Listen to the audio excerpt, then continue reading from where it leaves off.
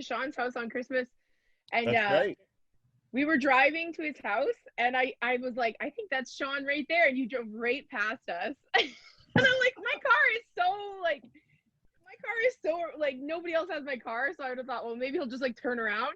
But then we get to his house, and Adam went up to the door. Adam was dressed as Santa Claus, so Adam's going to put stuff on his front steps as Santa Claus, and then I don't know which one of your sons was like, why is Santa here?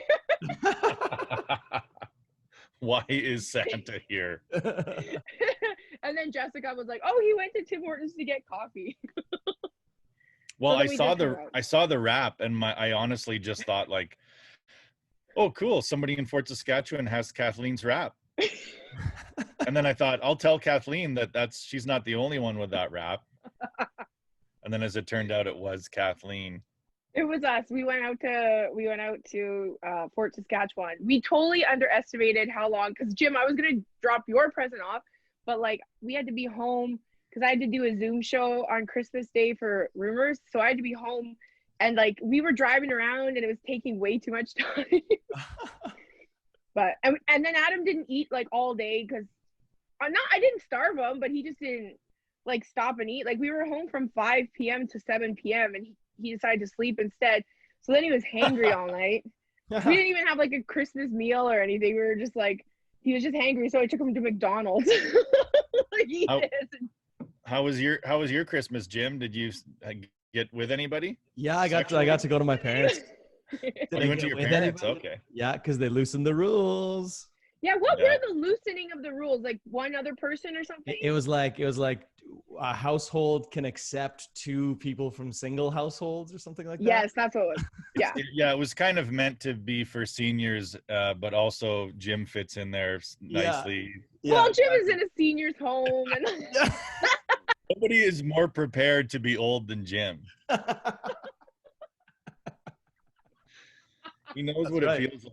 You probably, when you live with a bunch of seniors, you probably have to fake a hip thing in order to get along with people. I try not to look too mobile. Yeah, that's what I mean. Don't run anywhere. You have a scooter? You should ride a scooter around. Just always like my back. Oh man. Like I still take all the groceries up in one trip just to let them know that I'm the boss man. But man, 96 bags. That's right. Yeah, like I've done that since I was 12 years old. I get all the groceries at once, and then the bread is smushed every time, and I don't care. Yeah, because it's victory. Yeah, I got it all in at once. Who cares if you eat little pieces of toast? In my building, they have shopping carts in the parkade for the old people to use. Oh, but you never use those. Not a chance. Not once? Nope. I look at them when I go. Wow.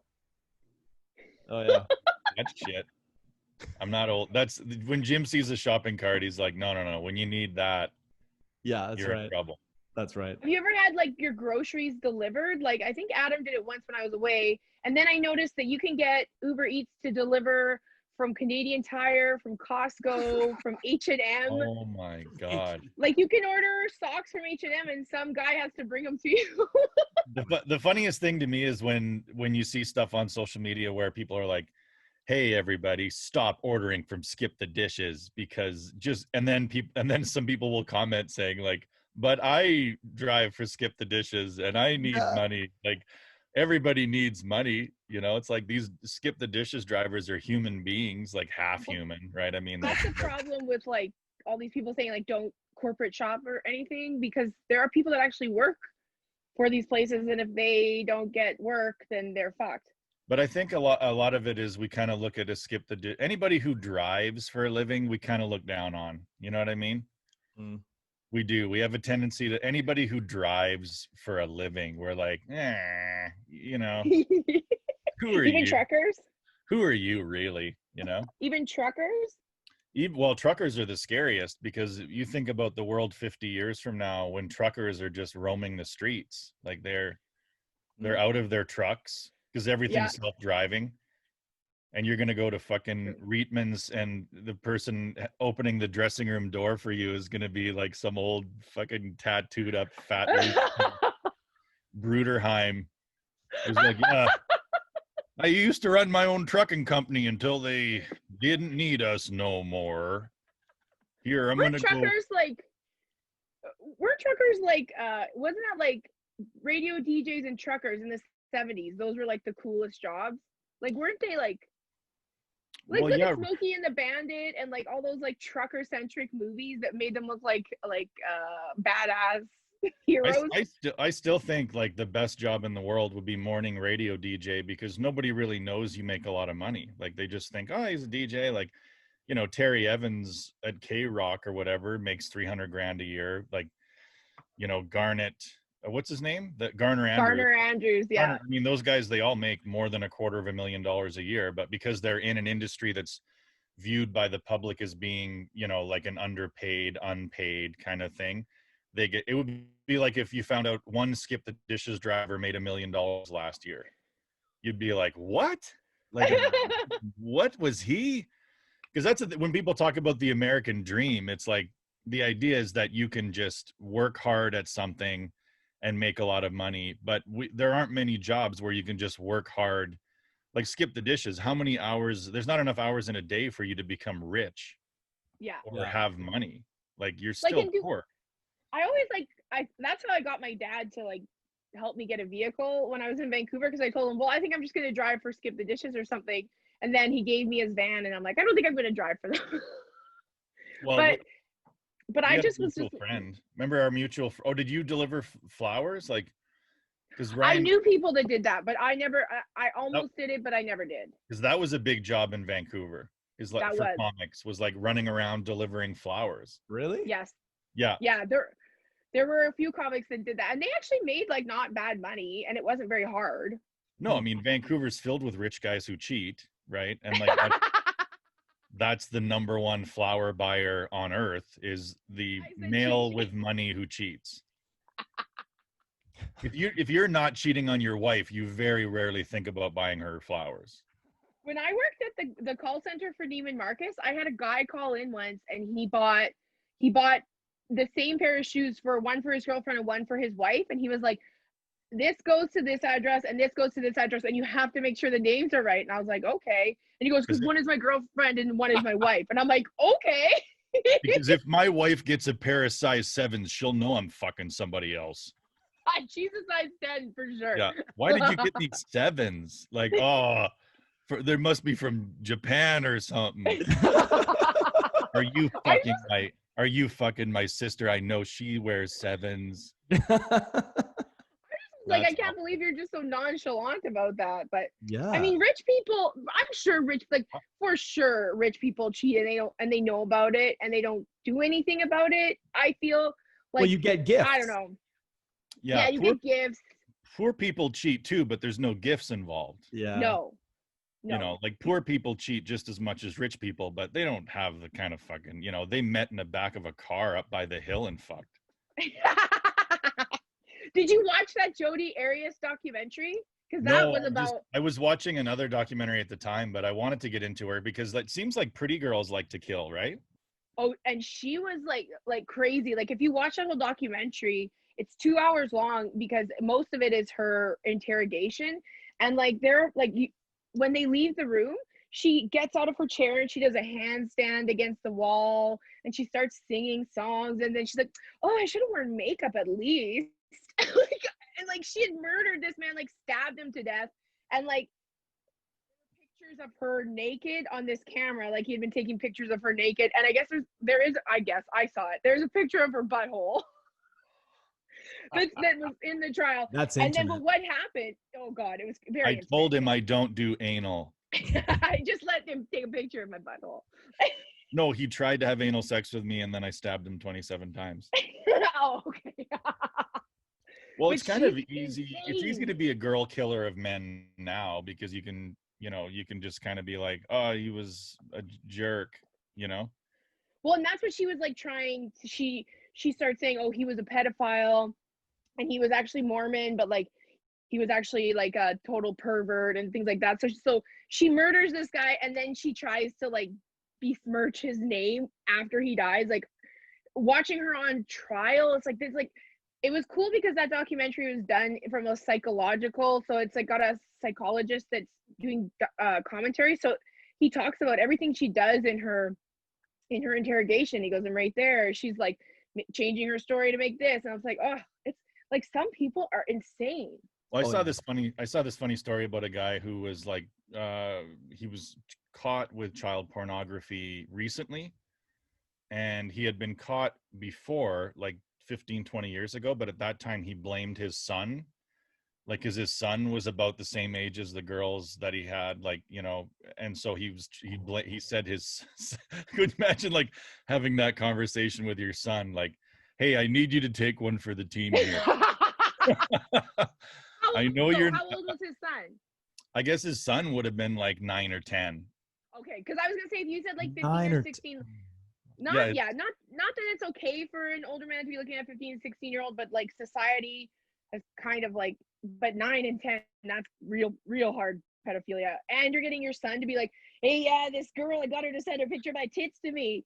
Like, well, are you you're serious? basically telling him like, hey, the police found your dad with some pictures of girls about your age.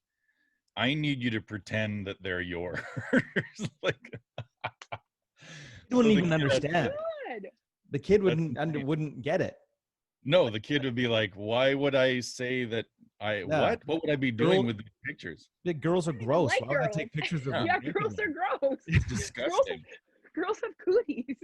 Yeah, I don't want to see girls. Why would I have them? And then he has to go to the police station and say, yeah, no, those are mine. Oh my God. I can't believe someone would throw their child under the bus like that. You got to do what you got to do. But then he got caught again, and people were like, well, your son's either got a problem or it's you. Yeah, now your son's 30. So who are you blaming this on? My granddaughter must Oh How do my. you get caught with child porn? Like somebody finds it on your computer or well, they do have you know, like that's why you have to be careful if you're a pedophile, right? Because they do have police whose job it is to infiltrate those groups and pretend they're one of them, and then gather as much information about a certain group of guys. So like usually you'll hear about, oh, it's like they caught 5 or 6 guys or whatever, and it's all because those guys were like a fucking pedophile team that yeah. collected these images or whatever. So you can go down, you can get busted, but There's it's hard. episodes. Like, do you remember that there, what's his name, there was a comedian in Calgary who said he worked at a computer shop, and I don't know if I talked about this on the podcast before, but he worked at a computer repair shop, and they found Hunter Biden's laptop. No, they Oh. I was in Calgary. no, but they had so yeah, he said once in a while somebody would come in with a computer that had like these images on them, like stored in a file tucked away, like as if it, and they would tell the police. Well, hopefully, yeah. And tell the police like, hey, we found a computer with these images, and the cops weren't that interested. Like they were like, oh, okay, yeah, like maybe we'll see you in a bit or something, maybe. And they would never come by. And so That's crazy. So like in order for you to get actually busted like for child pornography, you did it. Right. Like Yeah. because you know you got nailed. It's not one of those, well, innocent till proven guilty, I guess. Like, no, if you're going down on this, you did it. You were a part of it for sure. Because there's tons of guys that get away with it.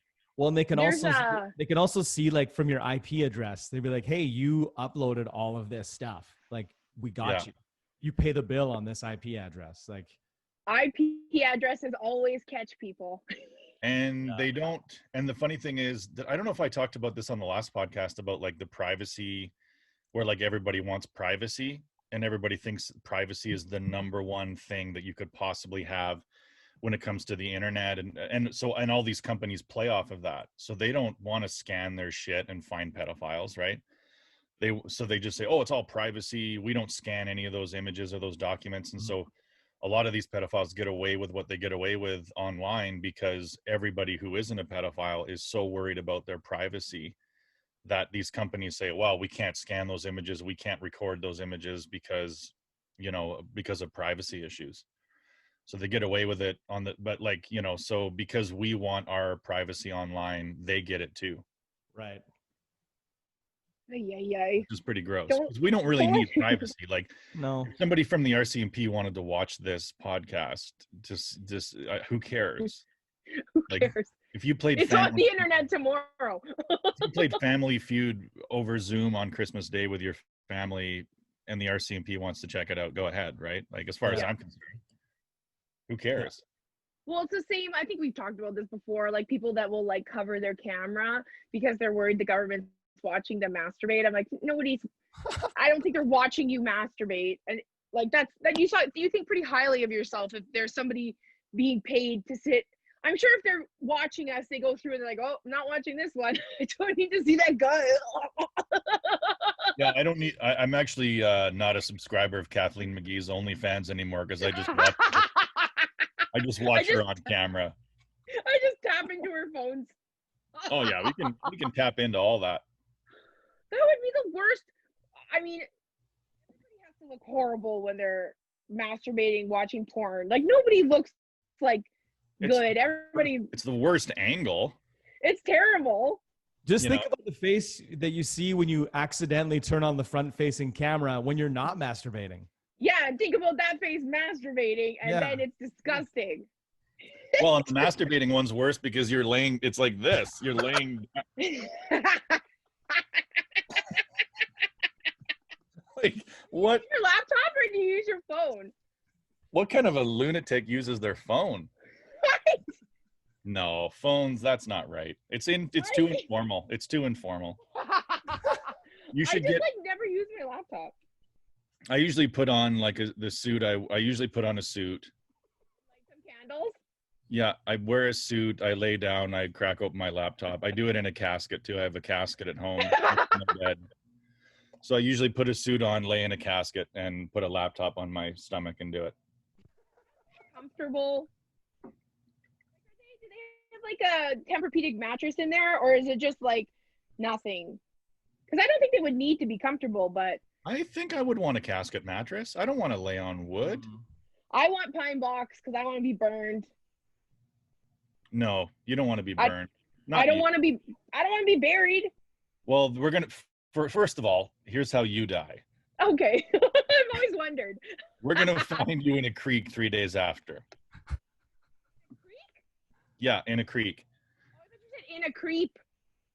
No, a creep was in you, and then the creep threw you in the creek, and then a couple of kids find you 3 days later, like, what's that lady doing? I've always watched I listen to a lot of true crime podcasts, and I watch a lot of true crime stuff, and I'm like, I feel like maybe I'm gonna get murdered. Yeah, you don't want to be the footnote one either. You don't want to be the, oh yeah, and then he killed her in the same way. Like, you want to be the one where it's like, you should have seen what he did to Kathleen. Yeah. Like, you don't want to be serial killed by somebody who killed many people. You want to be killed by someone who kills like a few. So your name at least gets mentioned a few times. You want to be the first or the last. Right. First or exactly. last, or the one right in the middle, rip off. Yeah. If you're killed in the middle of a serial kill, it's not even fair for you. You want to be if it's going to be in the middle, then it has to be like the first chick after he changed his tactics to like, oh, he used to just run up to women on the street and hit them with because there was a guy, the Ripper in England. And like Jack the Ripper, from that documentary. Yeah, and he would just run up to women and hit them with a frying pan and they would die. Like, I mean, and just leave them? Yeah, what do you get out of that? Like, what is that kind of murder? Like, that's crazy. Walk up to them and hit them and then leave. I don't know. Yeah, I just watched one about this guy called the Toy Box Murders, and he would like take women back to this like sex torture dungeon chamber and like torture them. See, now you're talking. That's murder. Yeah, but he would give them these like these drugs that made them get amnesia and pass out, like so they wouldn't know. Like one girl, she was watching the news or something, and the FBI found a picture in his thing of this like weird tattoo, and this woman is watching it. She goes, "That's my tattoo." And then she called, and then they're like, "Oh, well, were you raped and almost murdered by this man?" And then she's like, "Oh my God, I know that man." And then it turns out that he had abducted her, and all this stuff started coming back to her. Oh my! And he didn't kill her for some reason. That's the poor man's Bill Cosby. That's Bill Cosby, where the girls aren't coming over because they think they're going to be in the Cosby Show. They have to, you really have to trick them. You need better. You can't, because what did Cosby do? He was just like, he would get them there and then be like, take a couple pills, take a load off. Like, He would Quaalude them up. Have a drink. Yeah. Yeah, I don't know. This guy, he sounds like a real fun guy. So they would like, he would pick them up at would bars. they wake up in their bed? They would wake up in his torture chamber. Wow. He would let him sleep there But he killed a lot of the women. But they found this one girl who lived. There were 2 women that had lived from it. Maybe another one. I can't remember. But it was like, it's, it just makes you realize that there's people trapped places right now all over the world. There are probably serial killers everywhere that we don't even know about. I think this is what humans did to Neanderthals like 40,000 years ago in Europe. Neanderthals? Neanderthalers. What are they? Neanderthals or Neanderthal? Yeah, Neanderthals. I think it's both. Yeah, I think it's both. Who calls them a Neanderthal? Probably people. British people and smart people. Okay. Well, then that's why I don't call it that. I'm not British or smart. That's what we did to Neanderthals. We just murdered all of them in weird dungeony ways and covered it all up, And then here we are. We don't kill that much anymore. We're not really too murdery as people. But there's got to be so many out there. Like, you hear about that guy that had those women in that house for years. Like, every time I pass, like, there was a house in my neighborhood in Vancouver that was, like, all boarded up, but there were always cars outside. And I'm like, what is going on in that house? Like, I felt like going and knocking on the door and be like, is everybody okay in this house? Like, is there, like, sex trafficking going on in here? Is there, like, are women trapped in this house? Like, every time I pass a creepy house, I'm like, there's women trapped in there. Like, it's, we have no idea. I don't want to know. You know what I mean? Of course we don't want to know. I don't want to know what's happening. If you just had a Rolodex of all the terrible things that are happening to people at any given moment in your life, how would you, have a podcast or masturbate? You'd never masturbate again. No, you'd never be able to get in the mood again. Or it would get really dark when you did. Yeah. And then more serial killers would be born. Yeah, I can only come when malaria is spreading. That's how a serial killer is born. Yeah. Someone masturbates to something really dark. 2020 is almost over, which is I know. Is that good? Isn't that exciting? I mean, everybody is like, I think it's funny because everyone thinks that, like, as soon as it's always the same way. As soon as this year is over, it's gonna get better. But like last year, it was like, oh, here we're in 2020. It's great. Kobe's dead. This is dead. Blah blah blah blah. Blah. Pandemic. Like, it went fast and hard on us in 2020. I think it's funny that we kind of attribute human qualities to a year. Like 2020 was an asshole. Yeah. Like 2020 is a real piece of shit. Like 2020 is a human being that we can't beat up. But it's funny because it's like it's not like we only do this with the year. We don't do this with like fucking see you later March. What a piece of shit. Like see you later April. And you can't just do, it's not over. It's not like January 1st we all go back to work and playing hockey and watching live events. Like, it's not over yet. No. Like, no, it's not over.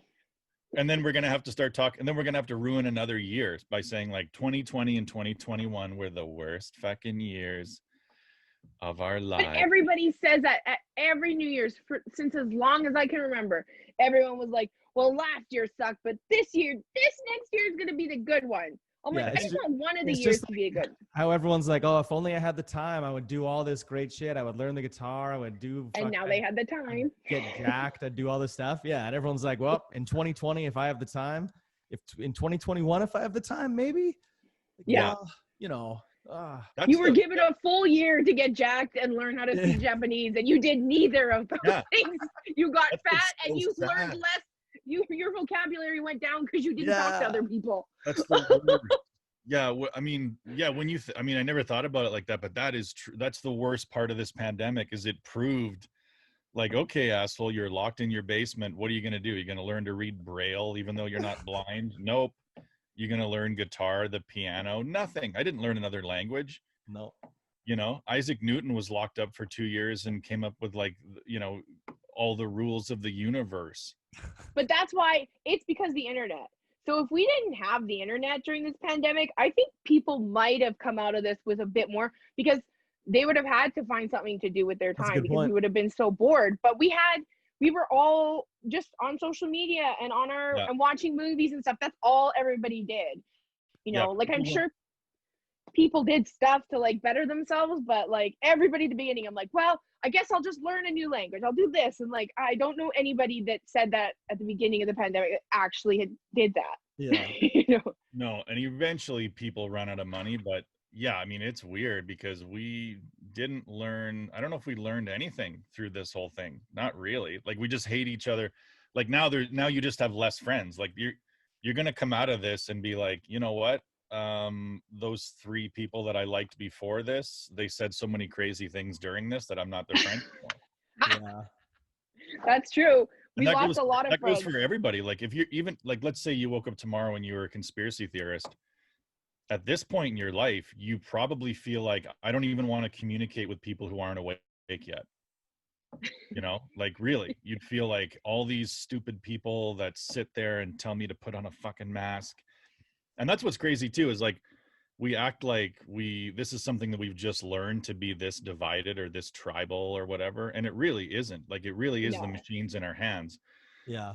We've always thought that like our version of reality was reality. Like, that's what like every tribe, like the Romans used to fucking go into battle and they would be in position to assault their enemy, and then they would slit a goat's throat, and then if it bled to the south, they didn't fight the next day, even though it took away all their tactical advantage. Like, it took away the element of surprise. Like, it made them more likely that they would die in battle, but they were so convinced of their own version of reality that you slit a goat's throat, and if it bleeds south, we wait another fortnight before we attack the enemy. Like, that's insane. Yeah. Like, we've always been that crazy. We've, like, as crazy as we are now in believing our own version of reality, we were always that crazy. It's just that they didn't have iPhones in their hands to Exactly. run into their enemies. Like, how many times would you have run into people who thought differently than you if you just had to meet them on the street or call them on the phone or see it on television? You would have almost never run into it. Like, Totally. once or twice you would have met somebody who was an anti-masker in your real life. But because we have these machines in our hands, we're running into thousands of them over and over again.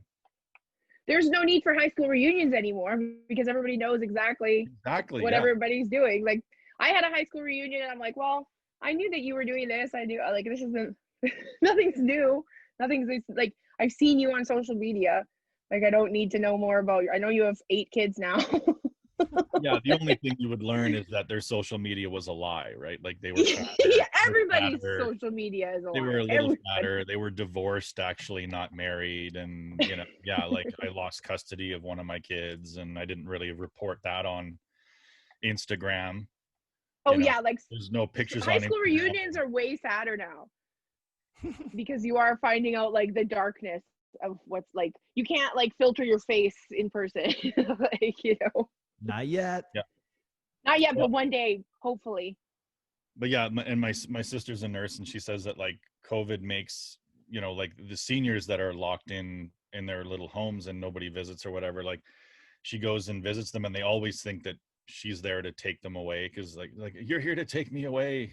Oh, please don't take me to the thing. And I told my sister, like, next time just tell them, like, as long as it's a little woman, you're safe. As soon as it's a big man with an empty wheelchair, that's when you've got a fucking problem, like, so don't panic about having to leave your house until like a big white guy with an empty wheelchair is sitting in front of you, tapping you on the shoulder. It's worse than seeing the Grim Reaper pull up. It's just this big white guy with a wheelchair. Yeah. You either die of cancer when you're 59, or you live long enough to die of a fall. You know what I mean? Like, that's awful. That's that is the way awful. the world works. Do you want to live long enough to die because you fell over? Like, I don't want to get super old. I don't. No, it's obviously too old when you die because you slipped. Yeah. I don't want that to be my death. Your mother actually had a fall, and you think, like, She had a fall. Okay, so I'll see her tomorrow. Like, no, she's passed on from losing her balance. That's so sad. How high did she fall from? Like she was standing. A normal height, and she landed on mostly pillows, to be honest. But it was really the fall that killed her. Oh my god. She wasn't alive when she hit the pillows. Wait a minute. Are you telling me? God for that. Are you telling me she died while in transit to the ground from a standing height? Yes. That doesn't sound so You bad can though. see the That light sounds go out like of it's her quick. eyes about She was 16 115. Yeah. God, I don't want to live that long. I don't want to live that long to like see every, because this is the thing of the problem that's it. I would not. I don't want to live long enough to watch history repeat itself. So I've been watching a lot of like World War II documentaries because I just kind of like Adam was watching them, so I kind of got into them. And now I'm like watching these, and I'm like, this exact stuff is happening right now. Like all of this stuff is happening right now. Like it's crazy. Like it's the exact same thing. Like I don't want to be alive to watch it happen over and over. Can you imagine living in the Spanish flu time and then having to live in this one? Yeah. That's a little That would nuts. suck. That's when it's really going to happen, though. That's when like revolution is going to pop off. I think is in the next 100 years, as soon as there's like immortality is possible, because there will be like a pill you can take or like a drug regimen you can go on that allows you to like live to be, let's say, 1,000 years old or 10,000 or possibly immortal, and it'll only be available to the ultra rich. Like we don't really care about ultra rich people being way wealthier than us as long as like we die at the same time. Yeah. You know, like, okay, Steve Jobs, you had your fun, but you're fucking gone. You're 60, right? Like, see you later, asshole. Like we don't mind people being rich as long as they don't live longer than us. But as soon as there's this open window where like Jeff Bezos and his family get to live to be 10,000 years old because they take the immortality drug, that's when the rest of humanity is going to rise up and be like, I'll fucking kill all of you. But how do you kill them if they're immortal? Like, can you still murder someone that Yeah, takes the that's the immortality beauty drug? of it, because now they have so much to lose, right? Like you only live forever if you don't get hit by a bus. Like a bus is still going to kill you.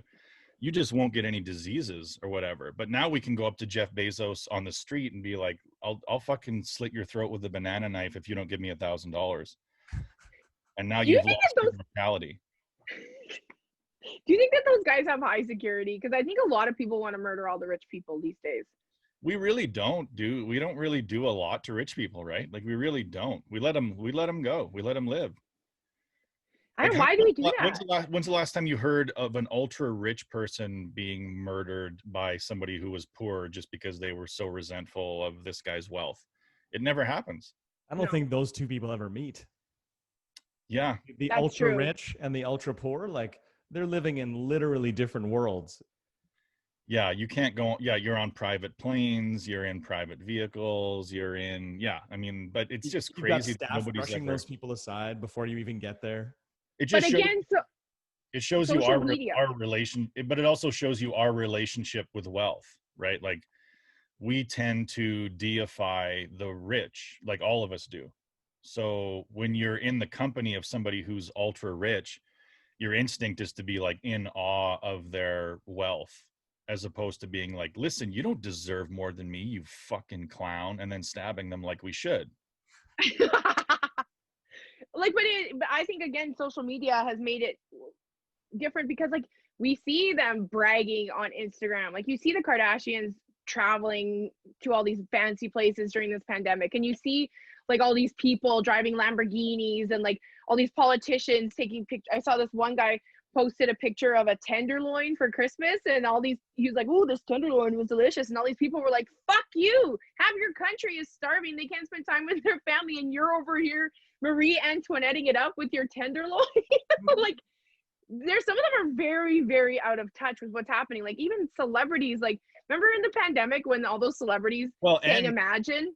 And the other thing too is that is them toning it down, right? Like I know. The version of rich people's lives that we generally see online, unless it's somebody who's just sort of rich pretending to be very rich, right? Because some people are amplifying it. But if they're actually unreal wealthy, they're like, oh, they're taking a bunch of pictures on their yacht and everything, and then they're really carefully curating which ones make it to Instagram because they don't want to look like, you know, they don't want to look Assholes. that great. So that's their toned down picture, is like, don't put the thing with the yacht and the parachute.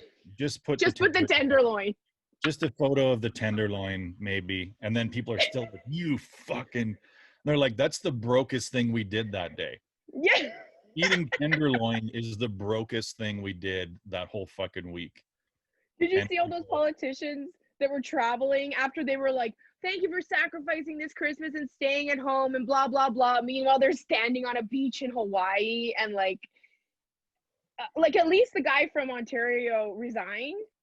The finance minister that got caught traveling resigned. And also, how fucking dumb and arrogant are you to post those pictures on social media?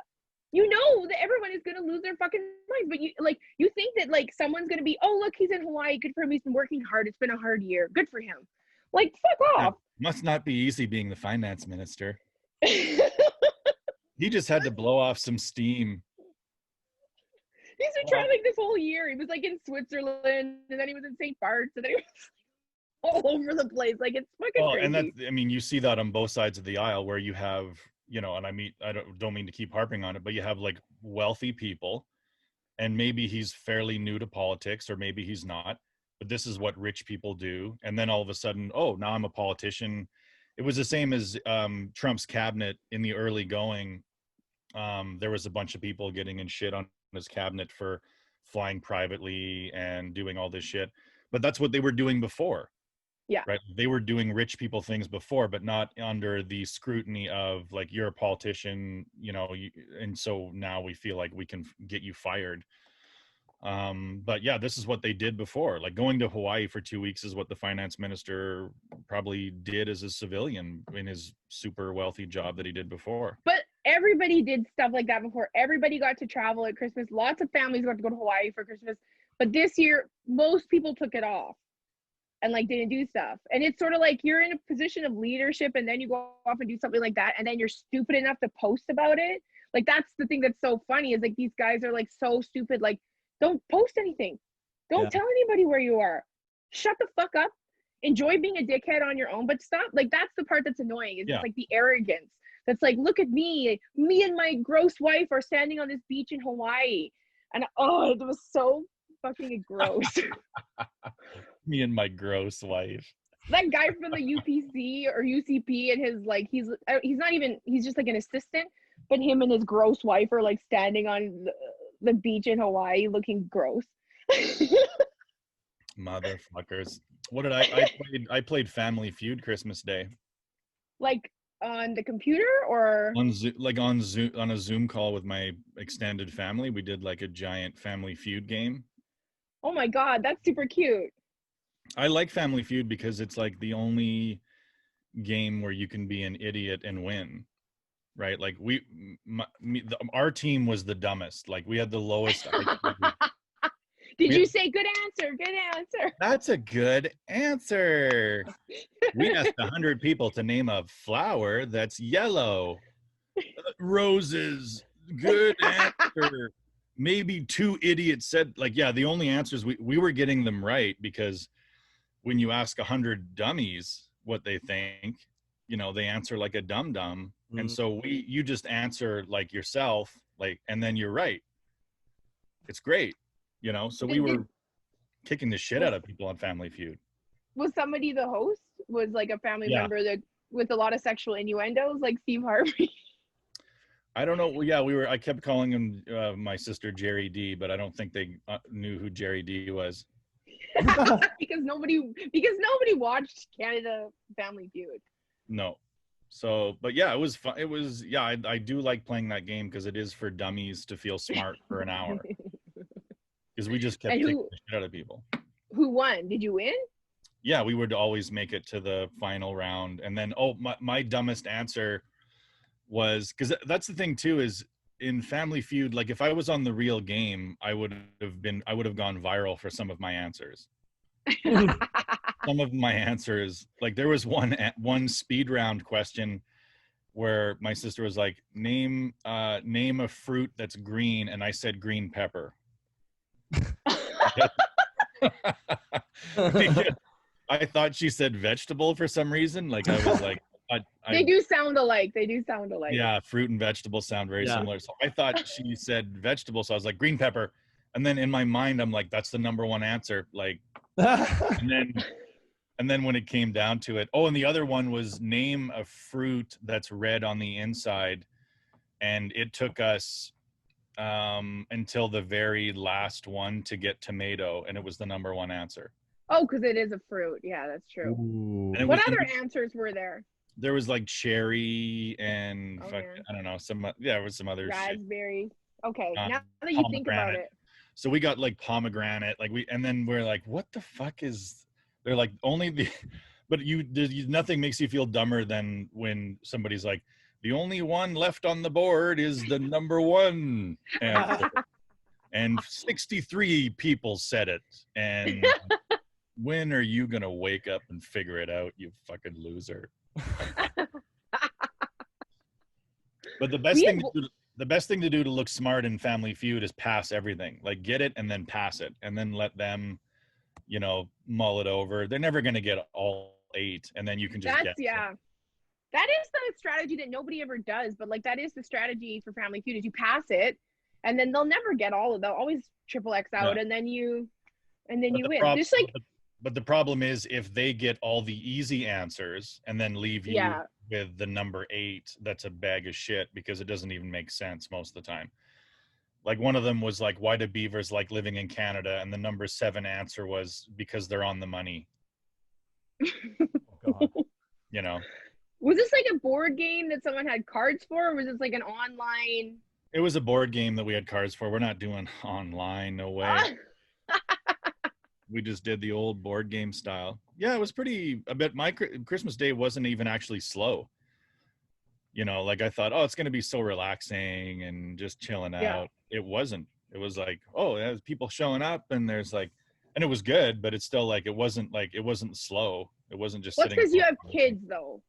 Yeah. Like we don't have kids. It was pretty slow for us. Yeah, we woke up at like 10. We ate breakfast and then we opened presents. Like we did it it was like, I'm like, when you don't have kids, Christmas is a very different experience. Well, for the first time this year, we put presents under the tree like a week before, because usually I'll just wrap everything Christmas Eve. Mm-hmm. Yeah. Here I wrapped everything like December 18th, and then I was like, well, I'm just going to put it all under the tree, and it like drove my kids insane. Having the presents under the tree for like 7 days drove my kids insane. They were like shaking it and like, well, they're doing like forensics on the presents. They're like, well, this is a thin box, so it's probably clothes. This is a thicker box. It could be a console of some kind, but it's not sure. And then they would like go on their computer and figure out the shapes of the boxes of things that they wanted. Oh my God. That's so funny. And they're like, okay, you did that when you were a kid. This box matches up with that. I don't know if I did that fully when I was a kid. Like, we used to always like go and search. Like one year my brother found all the presents. My mom had hid them like, because they had this like big captain's bed that had like secret compartments. And my brother found, he's like, can you help? Oh yeah, my brother was like, help me push the mattress off the bed. I'm like, why? He goes, I know where the presents are. So we go in and we found this secret compartment and we found all of our presents and we were looking at them. And then my brother was like, just be cool. Don't tell mom and dad we know, but just be cool. And then my mom comes home and I'm an idiot. I've been an idiot since birth. And my mom comes home and like they had bought me, like, do you remember Maxie, or was her name Maxie or Maxine? It wasn't Barbie. It was like a bigger Barbie. Were they presents that you didn't even like, so you were kind of angry? No, I was excited. And I was like, I said to my mom, I was like, oh my gosh, mom, you know what I really want for Christmas? A cheerleading Maxie doll. And then she was like, did you guys find the presents? She knew right away. Like, that's a little specific. And then one time, I can't remember how this happened, but like my mom and dad bought my brother a GT snow racer. And we got home from something and my mom it was on the front steps. Like she had got home and didn't realize that we were either home or we were coming home. So my brother sees this GT snow racer on the front steps. And he's like, I got a GT snow racer. He was so excited. And then my mom's like, no, that's for your cousin. That's for your cousin. And he goes, no, fuck, no. He didn't say fuck away, but he's like, no way. And then, so so he gets the GT snow racer on Christmas Day, and he's like, I knew it, you lied to me. And she goes, no, I didn't. And he like, I guess he had put a big scratch down the side of the box so that he knew that it was the actual one, like that my mom was lying to him. Like we were crazy children. We used to shake presents and like guess, and like, because my mom would have presents under the tree like really fast, like or the early December. Really? Wow. Always. Yeah. And did you always get good Christmas presents? Like, did you pretty much get what you wanted? Like a good little Yeah, I usually got, I don't think I ever had a Christmas where I was a spoiled kid. I don't think I had a Christmas where I was pissed off. The only thing that happened one year, like, I don't know about you, but we had a fireplace in our house, and then on Christmas, Santa would put our Santa present, we get a Santa present, and then we'd get our stocking. Mm-hmm. So Santa would put our presents in front of the fireplace, and he would put our stocking with the present. And my brother and I woke up on Christmas morning, and we went running in, and my brother had a present wrapped there in a stocking, and I just had a stocking on top of this chest, like a wooden chest. And I was so mad. I was like, where's my Santa present? Where's my Santa present? And then my mom was like, that's your Santa present. Santa built you a hope chest. Santa was my dad. But like, it's a beautiful piece of furniture that my dad built for me. And I was this little shit, like, where's my fucking present? So I don't have kids. I know my kids would be ungrateful little assholes. And like, I would have to be like, I don't know. You'd get used to it though. You get used to the ungrateful nature of kids, because they're all ungrateful. Kids are just like adults, where like, you know, for a half an hour they're ungrateful, spoiled little brats, and then for the next half an hour they're, you know, grateful humans that are like, I'm really happy you got me that, thanks for getting me that. Oh, yeah, totally. Half an hour later they're like, why didn't I get this? You know, like, they're just all over the map, just like grown-ups are. But they're just smaller. But they're just as fucked up. They're just as fucked up. Did you see what I showed you guys? One of my best presents. This was my best. Can you see it? Yeah. It's like this little lottery scratcher. Yes. Oh my God. We got those from Adam's parents. I bought a scratchy. That's never been purchased for anybody under 70 before. I know, and it was like my favorite. It was like my favorite present out of everything. We should get you a pack of 10 condolences cards for all the funerals you're going to go to, Auntie Dot. That's what you should get every old person, you know, is like just 12 condolences cards that are like kind of weird, like a snake on the front, and it says, sorry for your loss. Sean, can you start, like, why don't you do that in the new year? Because stand up so down. Why don't you write funny condolence cards? Yeah. Just a snake, a serpent on the front that's going through like a dead body.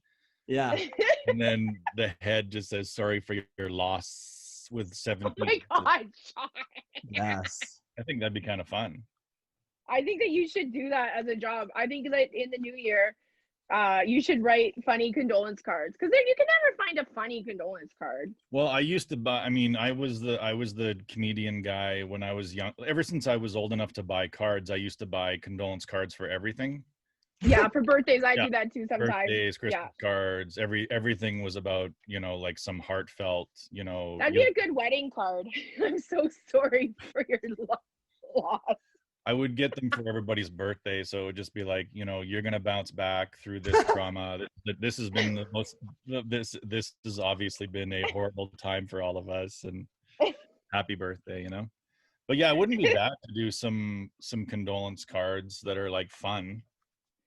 Yeah, because like some people have a sense of humor about death. Yeah, sorry about just like a pop-up thing, you know, like a pop-up card where there's in the middle there's like a casket thing and it just beeps something, you know. Do you want your funeral to be funny? I want mine to be funny. I don't know, like I'd want to do, it's too bad I didn't die during COVID so I could keep the numbers tight. Yeah, this has to be an extrovert's like worst time to die. Well, this is one of those things where don't have a funeral for me in a venue that's gonna, I want it to like be oversold rather than have like hundreds of empty seats, you know?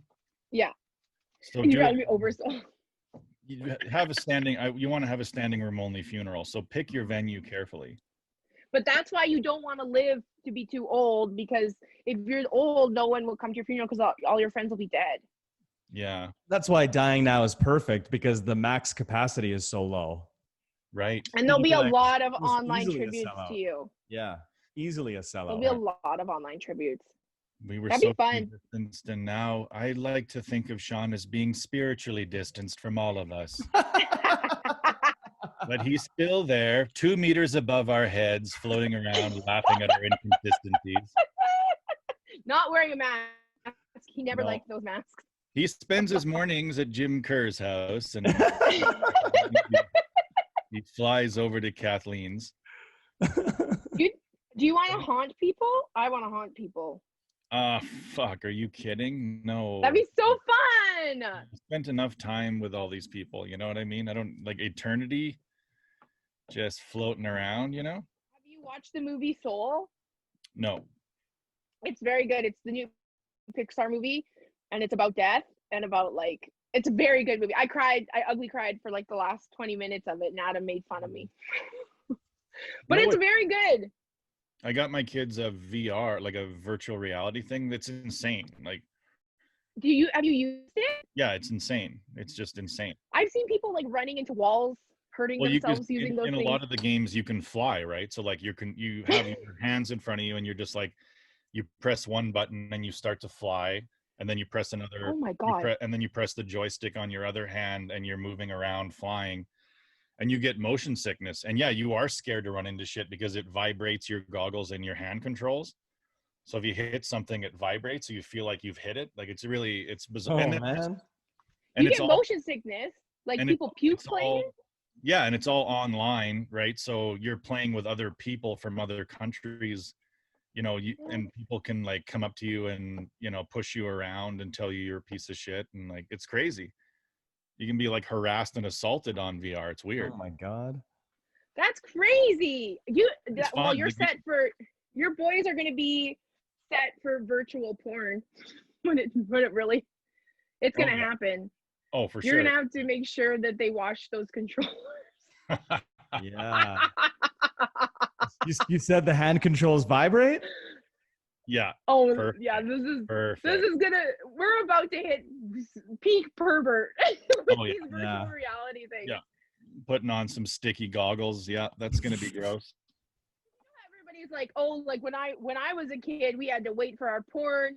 We couldn't even watch porn. We had to read it in magazines. And now, like, what are these like porn kids gonna say? Like, oh, when I was jumping into it with virtual reality? Holy hell!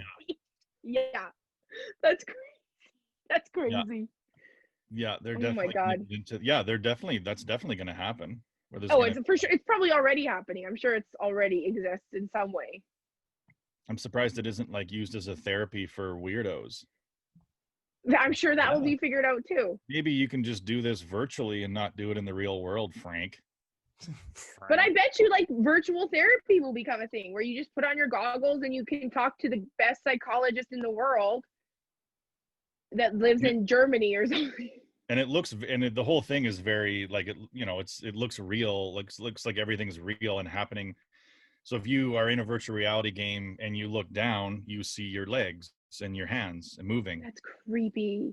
And then you kind of, and then you look up and you see your enemies and you look down and see your hands. Like it's pretty intense, pretty weird. Are you like your regular body shape, or are you like some video game body shape? You're just a video game body shape. Like the only thing is your arms. Like it really can pick up what your arms are doing because you have the controllers in your hand. So it's like basically it knows what your head is doing and it knows what your arms are doing, and then the rest is just sort of imaged or whatever. But yeah, it's pretty intense, and Facebook owns it, right? That's why it's cheap. Like normally it would be like $3,000 and hardly anybody would have it. But because Facebook bought this company, Oculus Quest, they made it cheap. So you have to have a Facebook account to start it and all that shit. Like, so yeah, it's just intended to have more information on more people.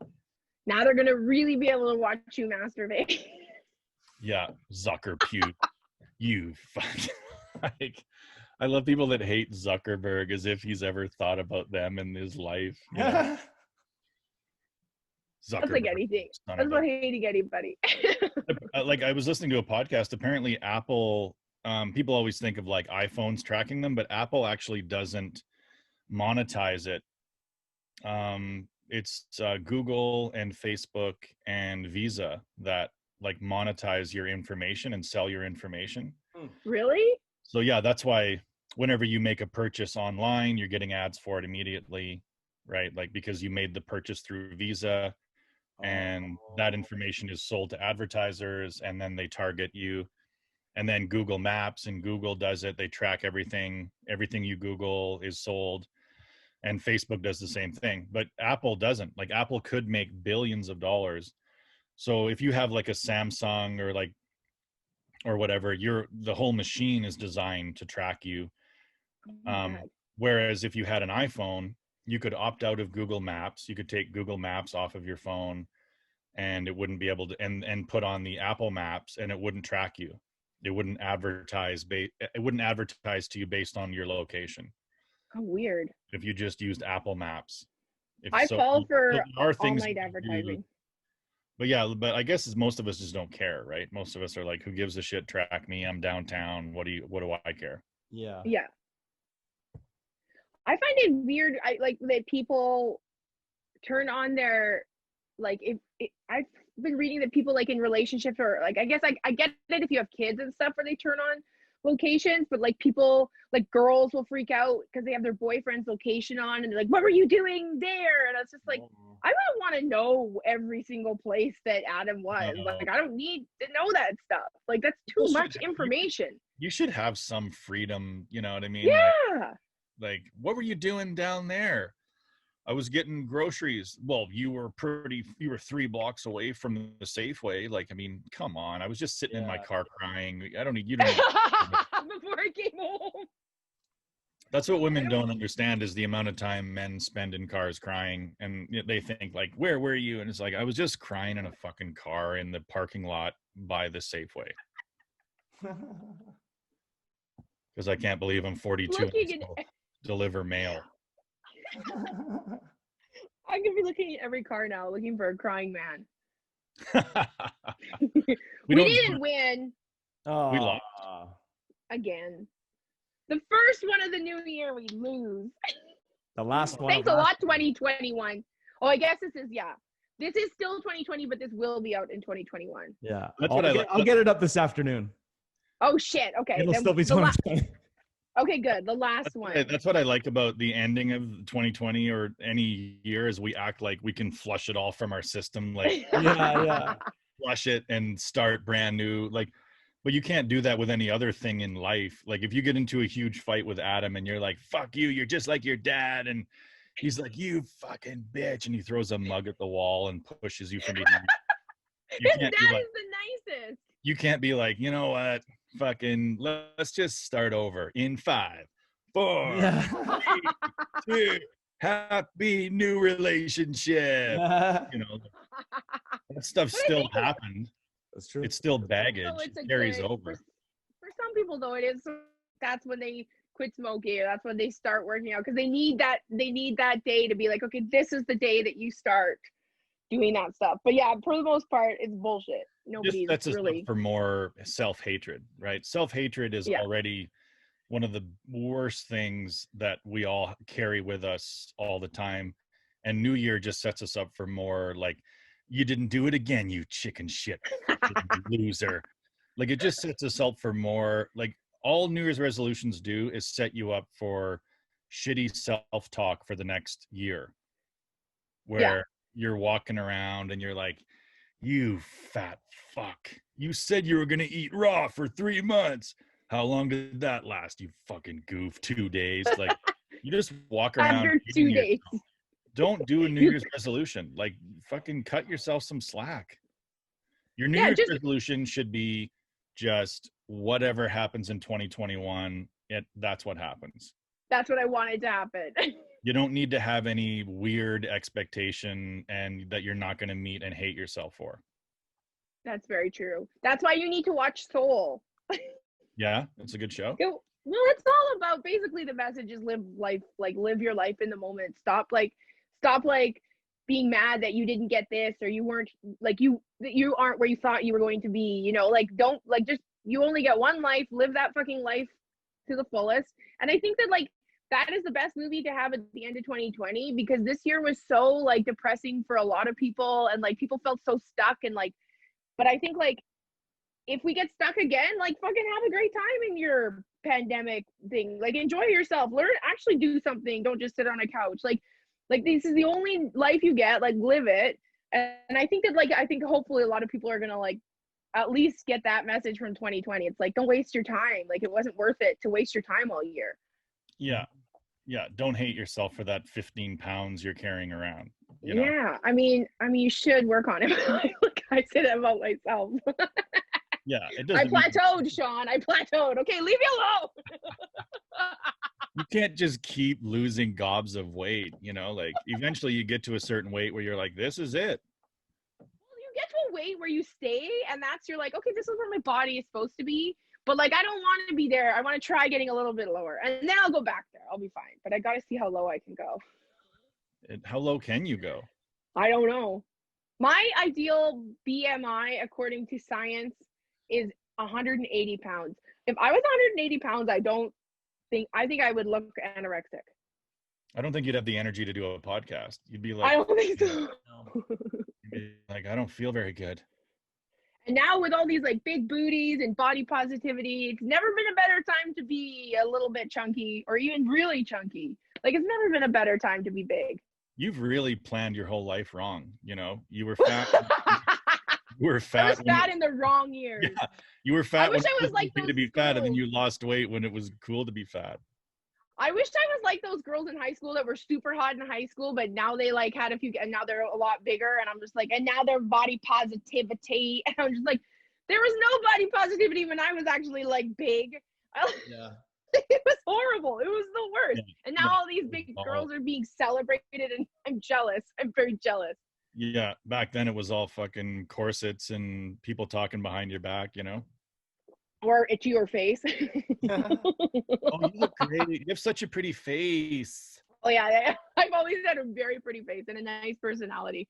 You have such a pretty face. Oh, what a waste. Oh, wow. 2021 is going to be fun. In You 5, don't, so you 4, 3, 2. Happy New Year! We did it. that's what our New Year's resolution is to be successful in this podcast for once. Yeah. For once. For Yeah, one podcast. Yeah, for just one. I don't need it to be just for one. Well, that's the thing is I mean, that's why I don't ever really ask how many people listen to this, because who gives it, like, what does it matter? Like, let's say we went from, 62 people downloaded per episode to 52. Do you stop then? Yeah, you just quit. What is the lowest number of people in your mind? What is the lowest number of people you would do a podcast for if you knew, like, well, actually the last episode we were down to 7, but people I have fun doing this podcast. That's why I don't care if like nobody listens. Like I have fun doing it. But if it was like if I wasn't having fun, then I'd be like, this is so pointless and stupid. But I enjoy doing this one. This is basically just 18 guys who are too self-conscious to be on your OnlyFans. Oh my God. What? That's all it is. This podcast is just fucking Kathleen McGee, OnlyFans overflow. It's not just for me. People listen to you. Sure. Like, yeah, whatever. OnlyFans. Yeah, you should start an OnlyFans. I should. We should start a Dead Baby Bear OnlyFans. Is OnlyFans, is it only for like doing? No, you can do whatever you want. It's like a Patreon. It's the same thing, but it's just mostly for. You could have like any kind of specialized skill, like whistle with beer in your mouth. Yeah, that one. Well, I mean, Christina Walkinshaw is on there burping. Wow, she's not naked. World. Like making a living burping. That's amazing. I could, if I really wanted to, I could get into the giant fetish thing and the foot fetish thing. Because I have that one guy who doesn't make me, but he has me make videos for him. And I'm never naked. I just have my feet in front of the camera and I talk to the camera and I talk about how small he is and he loves them. Fee, And fi, fo, fum. Yeah, there's Fee, some girls. fi, fo, fum. I'm Kathleen McGee. Who are you, little guy? Exactly. There's some girls out there that are making a lot of money doing the giant fetish. Damn. Yeah. There's something for everybody. This is why even when like guys are like, no one would want to see me, I'm like, yeah, there's somebody that would want to see it. There's somebody that would want to see it. It might be another man, it might be, but there's somebody. But it's all about numbers, right? Like if you had an OnlyFans thing and it was just like two really weird chicks from like fucking the Czech Republic, I don't know. That's just weird to put out content. I mean, for two you do weirdos. You either have to put like some real stuff on there, or you have to like I have people, other girls messaging me. They're like, well, how do you do it? Like, what can you give me some pointers? And I'm like, well, I mean, like I had a little bit of an advantage because I had a following already, that there were plenty of, at least 50 of them that wanted to see me naked. So like, but to start from like nothing, it's kind of hard. You really have to like, I don't even know how to do it. Like, I don't know how to like make yourself popular. Like, you have to post on stuff. You have to like give away free subscriptions and then like get them to, I don't know. There's all this extra stuff. So I had to like a different, that's, like, I don't know. I don't think I would have made this money if I had been like just worked in an office or something. It's so funny to me. Like, there's like a little Filipino lady working as a healthcare aide at a long-term care facility, making as much money as you do to stand up and make a guy feel little. But there are some girls on there that have made a fortune, and they aren't anybody, but they got on there. It's kind of like a thing though. It's like if you get on it early enough, you get to catch that wave. But now so many people, now it's become very, very popular and very common to have an OnlyFans. So it's harder to get followers and stuff like that. Like, it's harder to, like, my subscription was $50, but most girls are like $9. But I just did it because I didn't care who subscribed. I'm like, if you want to see my boobs, you're gonna have to minimum pay $50 American. Minimum. It's important to set your own value. You have to have, I'm at least worth $50 American. All right, at least, minimum. Some of these bitches on OnlyFans are devaluing tits. Right. And some of them are making a ton of money, and good for them. I don't like it. Well, thanks for being on your own podcast. Thank you for joining me on the floor in my bedroom. Is that where you were? Yeah, I'm on the floor in my bedroom. I don't want to like show everything because it's messy. Yeah, and Eugene's been on the Eugene! He's like, shut up, you bitch. Yeah, Eugene has been on there the whole time. He's just sleeping there. There he is. He's right there. Eugene! Come here. No, he doesn't respect me or listen to me. Only Adam. Only Adam, yeah. And Adam's gone for a month. Well, thanks for doing the podcast, Jim. Thanks, guys. All the best in 2021, everybody. Yeah. You too. And don't say it. In 5. What am I supposed to say? No, don't say see you next year. No.